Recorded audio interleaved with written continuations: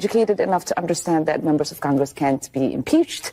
You know, when you have Nancy and Randy saying, you know, we're on it, we're going to impeach her, when they're saying they're going to deport me, knowing full well that you cannot deport an American citizen, what that displays for not just Americans, but folks on an international platform is that our country is being led by idiots. Hello, everyone.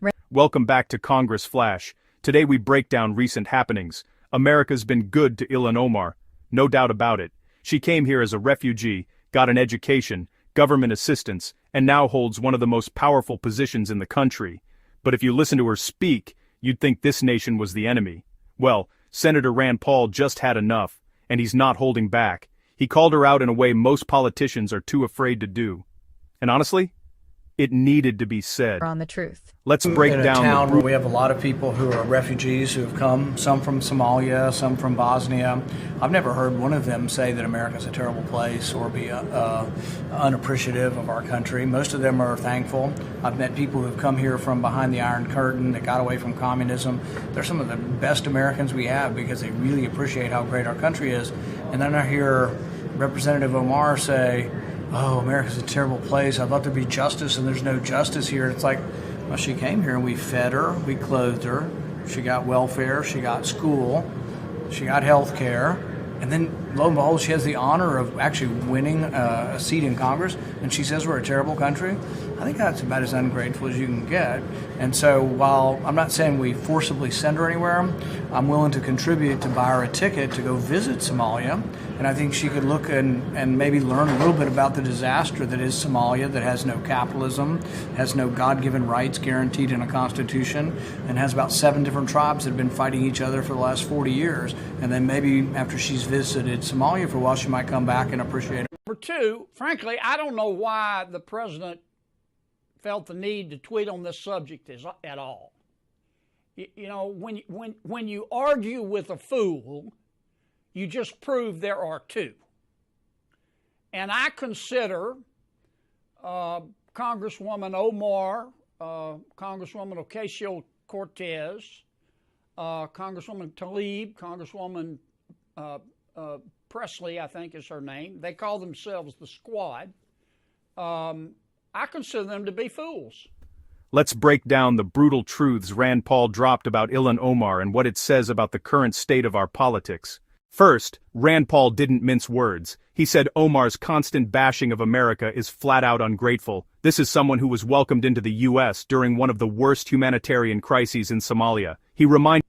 They hate America. They think America was wicked in its origins, and it's even more wicked today. They ought to be thanking America instead of calling America evil and wicked and racist. But this is America, and they have the right to their opinion. But I don't like to see the president even dignify their point of view.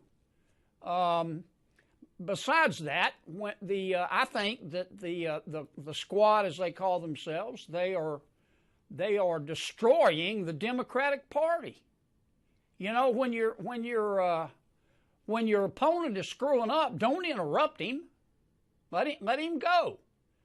I mean, just looking at this from a political standpoint, if I didn't know better, I would think the members of the Squad were GOP plants. I mean, they think that illegal immigration, socialism, higher taxes, abortion are all moral goods. They think America, Israel, free enterprise are moral bads. That's not what most Americans believe. And that's kind of where I am on the subject. The president has explained his position. He has said, look, here's what I meant. If you're not happy living in America, leave. It's a free country, and I agree with that. Somalia. He reminded everyone that the U.S. fed her, clothed her, gave her health care, education, and the ultimate privilege, a seat in Congress. And yet, all we hear is how terrible America is. According to Rand, that's not criticism, that's betrayal. Then Paul made a powerful comparison. He talked about other refugees from Bosnia, from communist countries behind the Iron Curtain, people who fled real oppression. What do they say about America? They're thankful. They love this country. They understand freedom because they've lived without it. Rand's message? Gratitude matters. Patriotism isn't a bad word, it's what built this country. And some people need a reminder of what the alternative looks like. This part made headlines. Rand Paul said he's not for forcibly removing anyone, but he'd personally chip in for Omar's plane ticket to visit Somalia, not as a punishment, but as perspective. He said, go see what it's like to live in a place without constitutional rights, without capitalism, without freedom. Maybe then, just maybe, you'll come back with a little more appreciation. If you think that kind of honesty is rare in Washington, you're not alone. And if you're tired of politicians tiptoeing around the truth, do me a favor. Hit that subscribe button right now. This channel exists to speak truth, not play politics. Rand didn't stop with Omar. He took aim at the whole squad. Ocasio-Cortez, Tlaib, Presley, calling them out for pushing policies most Americans don't want. Open borders, socialism, higher taxes, anti-Israel rhetoric, and more. He even said if he didn't know better, he'd think they were GOP plants because they're tearing the Democratic Party apart from the inside. And honestly, he's not wrong. And while President Trump caught heat for saying, if you hate it here, leave, Rand stood by that. It's a free country. You don't have to stay, but don't stand on America's soil, benefit from all of its freedoms, and then spit in its face. This wasn't just about Omar. It's about a cultural shift, a generation raised to complain, not contribute, a wave of leaders who see only flaws, never blessings. Rand Paul's words struck a nerve because they cut to something deeper. America isn't perfect, but it is exceptional.